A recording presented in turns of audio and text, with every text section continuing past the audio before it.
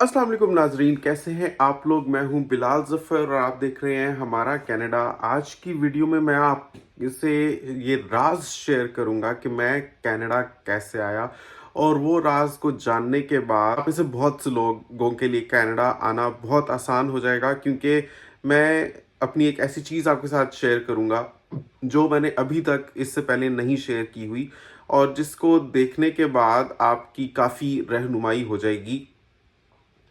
तो सबसे पहले तो इस वीडियो को एक थम्स अप दे दीजिए, और चैनल को अगर आपने सब्सक्राइब नहीं किया तो सब्सक्राइब कर लीजिए। तो नाजरीन, मैं कनाडा कैसे आया। मैं कनाडा आया फेडरल स्किल्ड वर्कर्स प्रोग्राम के थ्रू।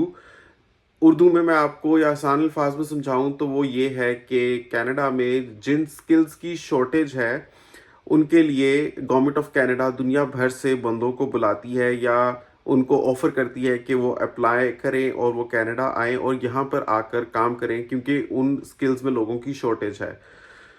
उसमें सिविल इंजीनियर्स और कंस्ट्रक्शन मैनेजर्स भी इंक्लूडेड हैं जिनकी यहाँ पर शॉर्टेज है।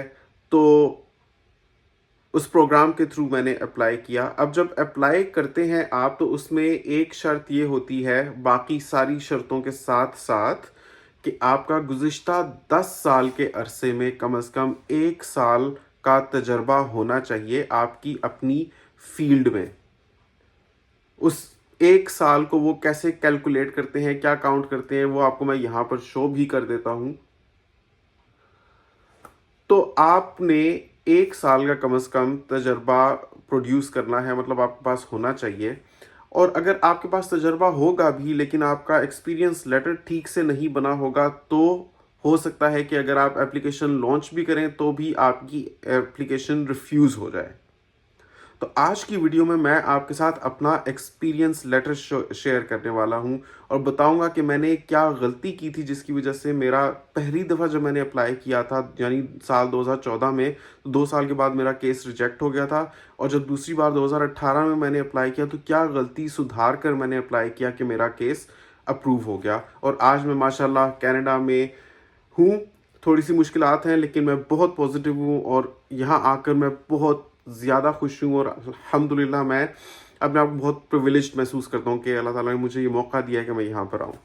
तो जल्दी से चैनल को सब्सक्राइब कर लीजिए और वीडियो शुरू करते हैं। छापा नहीं लगाना आपने, मतलब आपने डिट्टो वर्ड टू वर्ड वही लेकर छाप नहीं देना अपने एक्सपीरियंस लेटर में। आपने दी गई हुई ड्यूटीज एंड रिस्पॉन्सिबिलिटीज के कीवर्ड्स ले लेने हैं और उन सारे कीवर्ड्स को अपने एक्सपीरियंस लेटर में रिफ्लेक्ट करना है। लेकिन हाय गाइस, वेलकम टू हमारा कनाडा। जैसा कि आप लोग जानते हैं कि कनाडा की गवर्नमेंट साल 2023 से 2025 तक दुनिया भर से 5 लाख इमिग्रेंट्स को बुलाएगी। इनमें से बहुत से इमिग्रेंट्स एक्सप्रेस एंट्री प्रोग्राम के under federal skilled workers programme के थ्रू अप्लाई करेंगे। यानी अगर आप पाकिस्तान, इंडिया या दुनिया भर में कहीं से भी हैं और अगर आप पढ़े लिखे हुनरमंद शख्स हैं तो आप फेडरल स्किल्ड वर्कर्स प्रोग्राम के थ्रू कनाडा आ सकते हैं। आज की वीडियो में मैं आपको दिखाऊंगा कि मैंने कौन सा एक्सपीरियंस लेटर यूज किया और कैसे उस एक्सपीरियंस लेटर ने एक बुनियादी या बहुत इंपॉर्टेंट रोल प्ले किया मेरी कनाडा पीआर की एप्लीकेशन सक्सेसफुल होने में। तो नाजरीन, जब आप फेडरल स्किल्ड वर्कर्स प्रोग्राम के थ्रू कनाडा पीआर के लिए अप्लाई करते हैं तो सबसे पहली बात ये होती है कि आपने करेक्ट एनओसी चूज करना होता है। इसका मतलब यह है कि जितने भी दुनिया भर में प्रोफेशंस हैं उसको कनाडा की इमिग्रेशन वेबसाइट ने कोड्स असाइन किए हुए हैं। आपको अपने प्रोफेशन से रिलेटेड करेक्ट कोड ढूंढना है और उसी के थ्रू एप्लीकेशन आपने लॉन्च करनी है, यानी अपनी एप्लीकेशन में आपने उसी कोड को मेंशन करना होगा। अब जैसे आप मेरी एग्जांपल ले लीजिए, तो मैं हूं सिविल इंजीनियर और सिविल इंजीनियरिंग का कोड देखा जाए तो 2131 है, लेकिन मेरा एक्सपीरियंस ज्यादा टैली करता था कंस्ट्रक्शन मैनेजर के साथ। तो मैंने सिविल इंजीनियर की बजाय कंस्ट्रक्शन मैनेजर का एनओसी कोड देखकर उसको अपनी एप्लीकेशन में लिखा, यानी I applied as a construction manager. याद रखिए कि जो प्रोफेशन या कोड आप चुनेंगे आपको उसी का रेलिवेंट एक्सपीरियंस शो करना होगा। गवर्नमेंट ऑफ कनाडा कहती है कि अगर आप फेडरल स्किल्ड वर्कर्स प्रोग्राम के थ्रू अप्लाई करके कनाडा का परमानेंट रेजिडेंट बनना चाहते हैं तो आपको गुज़िश्ता 10 सालों में से कम 1 साल अपने प्रोफेशन में एक्सपीरियंस लिए हुए होना चाहिए। यानी जो एक्सपीरियंस आप एक्सपीरियंस लेटर में शो करेंगे वो एक्सपीरियंस होना चाहिए जो कनाडा की वेबसाइट ने आपके चोजन एनओसी कोड की डिस्क्रिप्शन में लिखा हुआ है। यानी अगर मैं अप्लाई कर रहा हूं एज अ कंस्ट्रक्शन मैनेजर, लेकिन एक्सपीरियंस लेटर में जो मेरी ड्यूटीज है वो अगर सिविल इंजीनियर से टैली करती हुई आ रही है ज्यादा बजाय कंस्ट्रक्शन मैनेजर से, तो फिर even though I am a civil engineer, even though I have the experience of civil engineering, my application will be rejected because I mentioned the NOC of a construction manager in my application.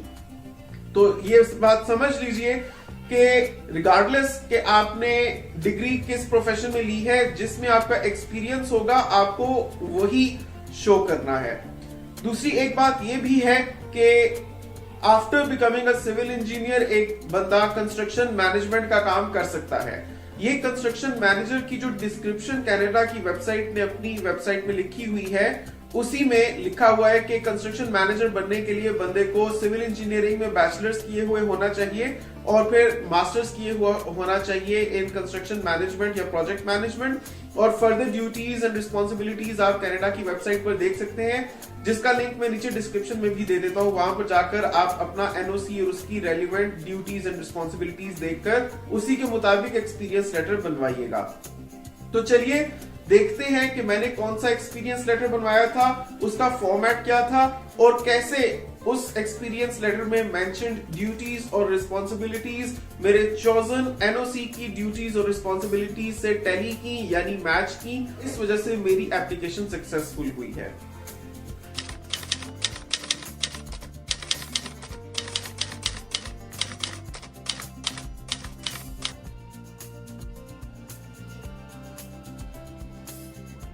तो नाज़रीन यहाँ पर आप देख सकते हैं जो duties and responsibilities mention की हुई हैं वो मैच करती हैं कंस्ट्रक्शन मैनेजर की ड्यूटीज एंड रिस्पॉन्सिबिलिटीज से जो कनाडा की गवर्नमेंट ने अपनी वेबसाइट पर लिखी हुई है। यहाँ पर व्यूअर्स आप देखें, सबसे पहले तो आपने इंट्रोडक्शन लिखना है कि कंपनी की मैनेजमेंट या ऑनर लिखेगा कि कंपनी का नाम और सर्टिफाई करती है कि फलाना इंजीनियर हैज़ बिन वर्किंग और डेट मेंशन करेंगे और फिर उनकी करंट डेजिग्नेशन मेंशन करेंगे और फुल टाइम है और सैलरी कितनी है। ये भी बताना ज़रूरी है कि हफ्ते में कितने घंटे काम करते हैं, क्योंकि गवर्नमेंट ऑफ कनाडा मेंशन करती है कि फुल टाइम वो किसको कंसीडर करती है, यानी ईयरली कितने टोटल आवर्स आपको पूरे करने हैं वो आपको उसके हिसाब से आपको मेंशन करना पड़ेगा। अच्छा, अब आप ड्यूटीज एंड रिस्पॉन्सिबिलिटीज पर गौर करें तो ये जितनी ड्यूटीज एंड रिस्पॉन्सिबिलिटीज लिखी हुई हैं ये सारी वही हैं जो NOC 0711 की मेन ड्यूटीज में लिखी हुई हैं। सिर्फ आपको रीवर्ड करना है, एक डिफरेंट तरीके से लिखना है, लेकिन कीवर्ड्स वही रखने हैं। इसका स्क्रीनशॉट ले लीजिए और गौर कीजिए कि किस तरीके से जो मेन ड्यूटीज में मेंशन्ड ड्यूटीज एंड रिस्पॉन्सिबिलिटीज हैं उनको शो किया गया, जैसे कि प्लान, ऑर्गेनाइज, डायरेक्ट, कंट्रोल। और यहाँ पर आप देखें एक्सपीरियंस लेटर में लिखा हुआ है planning, organising, directing, controlling and evaluating construction projects. इसी तरीके से prepare and submit construction project budget estimates. तो यहाँ पर भी आपको बजट एस्टिमेट्स का जिक्र मिलेगा, लेकिन दूसरी लाइन में नहीं बल्कि समवेयर डाउन। याद रखिए कि लेटर आपको कंपनी के ऑफिशियल लेटर हेड पर बनवाना है और कंपनी से उसको स्टैम्प करवाना है। और साथ ही साथ ये भी आपको बताता चलूं कि इस एक्सपीरियंस लेटर पर अगर आप गौर करें तो जो डेजिग्नेशन लिखी हुई है वो एग्जैक्टली कंस्ट्रक्शन मैनेजर नहीं है बल्कि प्लानर लिखा हुआ है, लेकिन ड्यूटीज एंड रिस्पॉन्सिबिलिटीज मेन चीज़ है वो एग्जैक्टली वही होनी चाहिए जो आपके चोजन NOC की हैं। और ज़्यादा बेहतर है अगर आप डेजिग्नेशन भी वही लिख सकें या one of the suggested designations लिख सकें अपने चोजन NOC की। खैर, बहरहाल इस केस में प्लानर भी लिखा तो भी चल गया।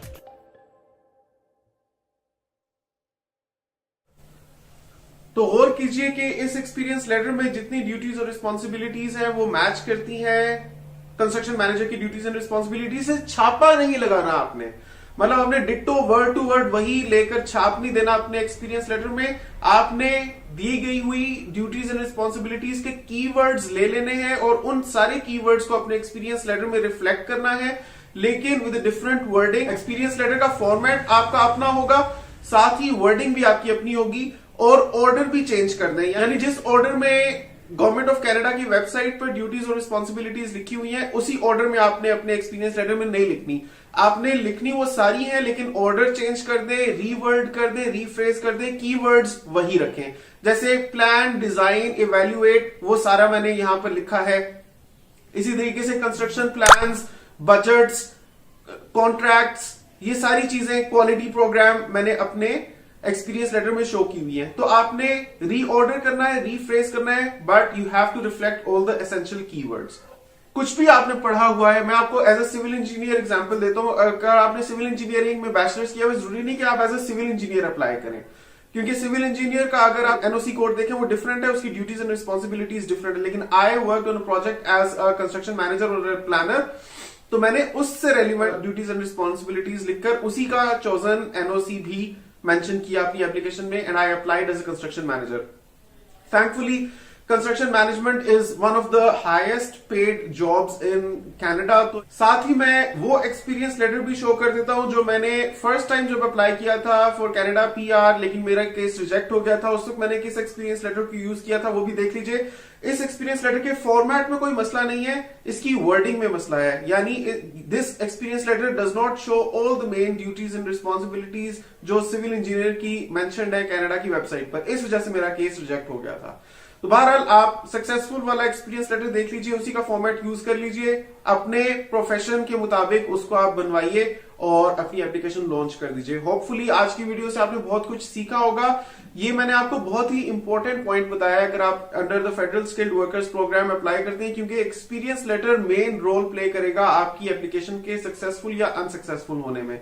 तो आपको एक्सपीरियंस लेटर बिल्कुल आपके चोजन एनओसी के मुताबिक बनवाना है और फॉर्मेट आपके सामने है।